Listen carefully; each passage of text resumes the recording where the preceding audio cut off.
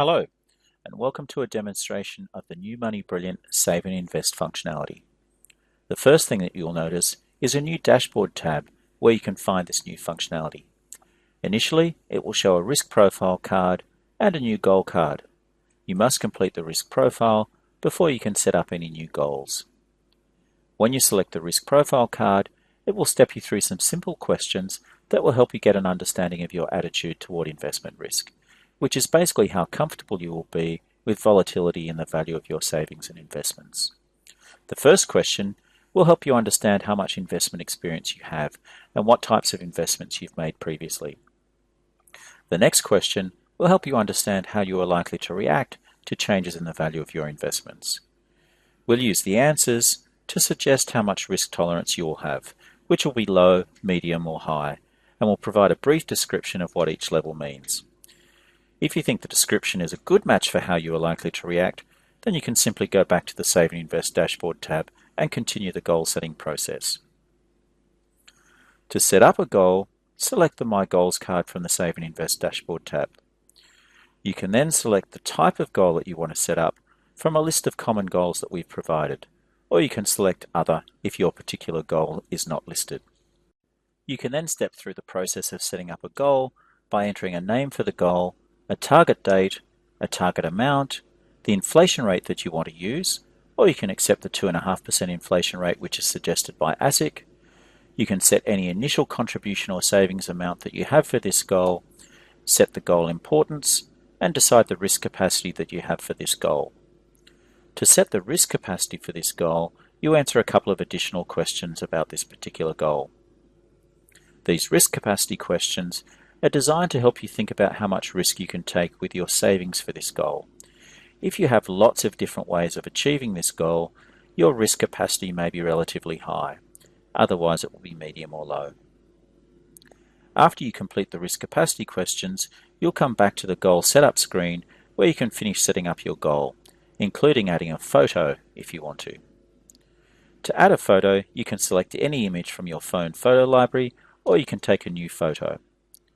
In this example, we're adding an image of the Eiffel Tower, which will help us stay motivated towards saving for our trip to Paris. When our goal is set up, we simply tap Next to move to the goal projections. You'll be first presented with a screen which will give you a brief overview of how the goal projections will work, and also highlight some of the shortcomings of projections and estimates. After tapping Next, we're presented with the projection screen, which models one of the many ways that we may be able to achieve our goal. The initial projection will calculate the monthly contributions necessary to achieve our target amount by our target date at the rate of inflation that we've set. The projection will also show us visually whether we have sufficient free cash flow in our budget to make the necessary contributions. If we do, the budget button will be green. If we don't, or if we don't have a budget set up in MoneyBrilliant, the button will be red. The initial projection will be calculated assuming no investment earnings or interest. You can now use the modeler to see what happens as you change the investment return. As you increase the investment return, the monthly contributions you need to make will reduce. But you'll also introduce investment risk and variability into the value of your investment. We show this graphically using different colored bands, and we show you the likely range of investment values for an 80% likelihood, a 90% likelihood, and a 95% likelihood. We also show you when the investment return that you've selected will require you to take a level of risk that you will not be comfortable with. If you won't be comfortable with the level of risk, the risk button will be red. If you are likely to be comfortable with the level of risk, the risk button will be green. Whether you can afford the contributions may also change as you change the projection, so keep an eye on the budget button to make sure that it stays green. As well as seeing your target on the chart, you can tap anywhere on the chart to see an estimate of what your investment will be worth at that point.